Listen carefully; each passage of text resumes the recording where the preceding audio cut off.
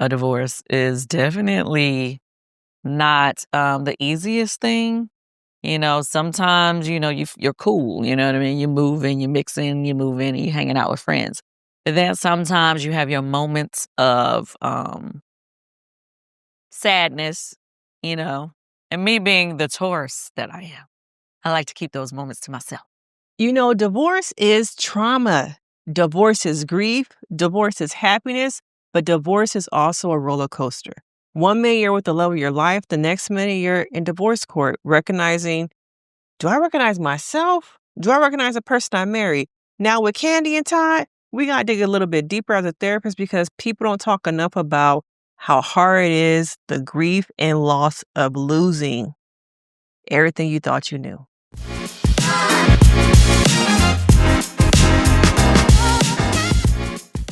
But if you are new here, I'm Denise Brady. I'm a licensed marriage family therapist who loves reality TV. And right now, my girl, Kandi Burruss, is going through it. Okay. Some of y'all are saying she needs to get her man back. Why do y'all say that? Okay. Do y'all really think she woke up one day and decided, oh, I don't want to be with Todd?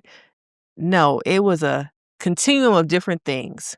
Now, when we look at divorce, you got to think about everything that a person is losing.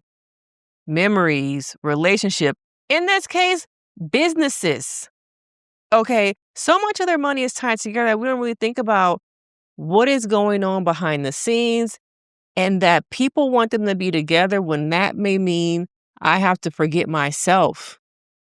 I have to forget what I want my needs are because everybody is telling me I need to be with this man. Okay. But in reality, what about me? What about my happiness? Do those things matter? How many of you guys have gone through a divorce and been able to identify the grief and loss that come with that divorce? Losing friendships, relationships. Nobody talks about the grief. Everyone's like, oh, we're so happy you finally left.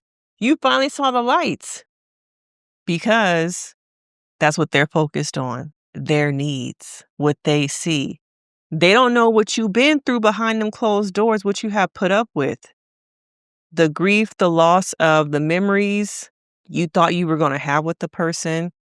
The grief of loss of everything that comes with having to, in some cases, start all over. Now, looking deeper at Kandi and Todd's relationship, he was behind the camera. She was in front of the camera. Some of y'all might use that word, groomed. Some of y'all feel like he was looking for a come up. Okay. But I think that there was a lot of love there. A lot of an empire was built. But then again, I feel like Kandi had her own empire because she worldwide, y'all. So she had her own empire. And then Todd came in. I don't even want to say elevated because it wasn't even that. Okay. But I think he came in and saw something and they built some things together. They have kids together. They have businesses. And some of those businesses quietly have been liquidated. I wonder if it's because she knew at some point this is going to have to come to an end. And how many businesses, plays, restaurants, movies do I want still attached to this man? Okay. Nobody thinks about that. Everybody's like, let's have a divorce party, get your groove back. But Kandi is over here in pain. She's trying to cope with her children not having a father in the home. She's trying to cope with the anxiety, the hypervigilance. Can I really trust somebody else to come into my world? Especially when you're a celebrity. Especially when you worldwide, okay? Worldwide, all right? Can she trust that somebody will come in and love her the same? All right. And will this be an amicable, I'll be tongue-tying my words, divorce? Will we see Todd come out and spill secrets? Because there have been talks about the dynamics of their relationship. Was it an open relationship? Did they have a third? Was the dungeon really real? Okay. And sometimes people make assumptions about open relationships. Oh, how could he cheat when it was open? People don't recognize that those relationships do come with rules. It's about communication and it's about transparency.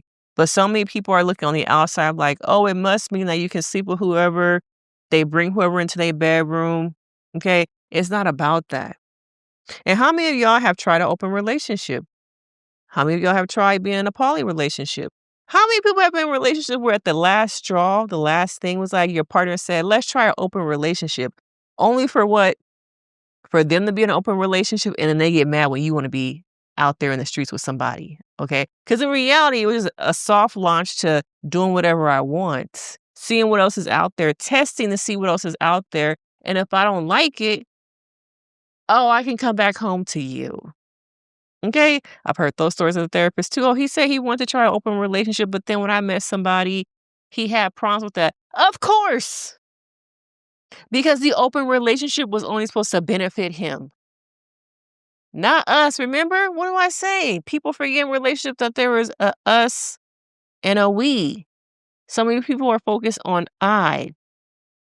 And when I thought about having an open relationship, was I thinking about my partner? No, girl, he wasn't. He was thinking about having more of that cake and being able to eat it too. Okay. He was not thinking about you over there. This was supposed to benefit me. So when it comes to open relationships, I think people forget that they have one idea what it is, but it's not really the reality. Okay. And her being a public figure is going to make this only more difficult. The constant questions, what happened, people digging into things. Now on my timeline, I'm starting to get more of Todd being a family man. I wonder why am I suddenly getting so much of this on my timeline of him being a family man, but then other people feel like, oh, it's a game. Okay, he's doing this to show that I was really there. But we've seen stuff on Candy Coated Nights. We've seen stuff on her podcast. We've seen her on Amazon Live recently really opening up about how hard it is going through this divorce. People asking her questions. And Kandi is a very transparent person. Okay. But I wonder if there will be pressure for her to perform, pressure on her to give everybody what they want when some things need to be private. I think oftentimes people feel the pressure to heal publicly. But you can heal in your own private time. I want Kandi to heal in her own private time. I want y'all to recognize that it's difficult to process that the space she thought was safe is no longer safe. Okay? Recognizing, was there ever safety in that relationship that you're leaving? Whether it's a breakup, whether it's a divorce, and how hard it is to now get back out there and trust myself. We talk about trusting other people, but trusting oneself to choose better partners. And the guilt I feel, the shame I feel with that, I don't know why y'all still think this, the scarlet letter of D on my forehead, divorce. What will people think about me? Will somebody really want somebody with 2 kids? Okay. And I think this amplifies people pleasing. In order for me to get what I want, I have to prove myself to other people. I have to prove in this relationship that I'm good enough because I come with a little bit of extra baggage. I come with a couple kids. Is anybody going to want somebody with 3 kids? Is anybody going to want somebody with 4 kids? Okay. And so we see more of that people pleasing become amplified. All right. But Kandi has a strong, to me, foundation of herself, her self-worth. We see her in the Instagram post saying she's on her Juliet-ish. Okay. But I wonder if there's a part of her that might wonder, who am I outside of my relationship with Todd? I was with him for 11 years. We built things together. We had 2 kids together. We went through surrogacy together. Who am I outside of my relationship with this person? A lot of people lose their whole identity in being with somebody. And being in a relationship, of being a mom, a father. Whether it could also be a father leaving his wife too. It doesn't always have to be discussed about the woman leaving. Also the trauma of a man leaving a relationship. I want to talk about that enough too. Who am I outside of the relationship and the person that I was inside my relationship? And how that betrayal trauma can follow you onto other things in your life. Can Kandi really trust somebody to come into her empire again? And quiet as kept, some of y'all think that next person gonna be a woman. Okay, so don't be surprised. Okay, but I wonder how She can heal in the public eye without people constantly asking her questions about her marriage. Okay. Are we going to see the red wig Kandi come out? Okay. Is Todd going to bring out the worst in her going through that divorce? Will it be amicable? And this also leads to trauma on the kids. Okay. Have your kids have to see you get divorced, custody battles, and that brings out ugly. That brings out the ugly in people. Those kids will absorb the emotion that their parents are feeling. So oftentimes I see parents try and hide what they're feeling because they don't want their kids to feel like it's your job to fix it. It's your job to make me feel better. But I want you guys to know it's okay to have your kids see you cry. It's okay to see your kids how you become emotional. You're mirroring to them. It's okay to be vulnerable. It's okay to show up as my true, authentic self. It's okay to be human. And we as humans have emotions. We are not robotic. So it's also fostering that it's okay to breathe. It's okay to not have to put with a relationship that's no longer serving me. These are all things that you're mirroring to your children. Okay. But also having to navigate healing while co-parenting. How do I heal when I'm constantly having to be in the face of the person that I'm trying to heal from? Because of custody battles, because of the court orders. Is it possible to heal from a relationship when you're still having to be in that person's face? But I want people to talk about the grief. I want people to recognize that you can heal from these things. And I wonder, do people think that Todd played her the whole time to get into her empire, the loyalty? Okay. Did he ever really love her? I feel like watching them on the show, the different shows they had, there was a lot of love there. All right. But having to now navigate so many different things, grief, loss, co-parenting, court, divorce, people in my ear, Mama Joyce in my ear. Because you know Mama Joyce sends somewhere happy, like, I told you, I told you. But you can heal from divorce trauma. You can become the person that you always needed, that you thought that person was going to be. And healing looks like, I think, sometimes letting go of the hope and the dream of that marriage repairing itself. Because you can't repair a marriage if both people are not willing to put in the work. And I think oftentimes I see people who are working, fighting on their own. You can't fight a battle by yourself.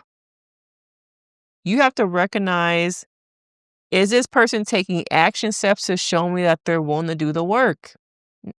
Not just talk. Okay, because talk will get you so far. All right. But learning how to let go. That's the hardest part, I think, of going through a divorce is the initial letting go. Because you see that person inside of them, like, oh, I see glimpses of the person I married.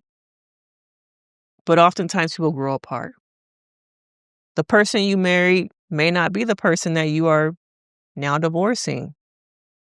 I for sure don't feel like I'm the same person I was when I got married over 15 years ago. Because I have grown, I have healed, I have worked through some of my traumas. I have worked through the things that have made me a terrible wife in some seasons because my trauma was controlling me. And I want you guys to recognize you can do the same thing. In divorce, in relationships, you have to have a relationship with yourself. You have to recognize when you are wrong. You have to recognize, I'm part of the problem. How'd I get here? But people don't want to look at themselves and say, I'm the problem, because it's too vulnerable. It makes me feel naked to say that I'm part of the problem. But you can develop a secure relationship with yourself. You can heal. You can set boundaries, but you have to let go. Learning to let go is hard, but that's where true, authentic healing could happen, is letting go. And I think looking at Kandi's divorce, I'm curious to see how it plays out with so many assets, businesses, different things that they have established with one another. What will really happen? Okay? What will really happen? But divorce is traumatic. Divorce is hard. but it's not a life sentence. You can remarry and find the love of your life. You can divorce and figure out, I need to love myself more than I love that marriage. Not that person, more than I love that marriage. Okay? Now, if you're somebody who's gone through divorce, let me know. How have you healed? Does watching other people's divorce story play out in the media trigger you? Or do you think this was all a scheme set up by Todd to get to the money? Okay? To get to where the money reside. All right? But there's my thoughts on the divorce trauma. Healing is possible. You can overcome it, but you got to be willing to look at yourself and put in the work. But know that you can overcome divorce. Healing is possible. Letting go is the first step. I'm Denise Brady. Let me know your thoughts. Hype this video. Hit that like, subscribe. Join the membership. It's only $1. And I will see you, girl, in the next video. Bye.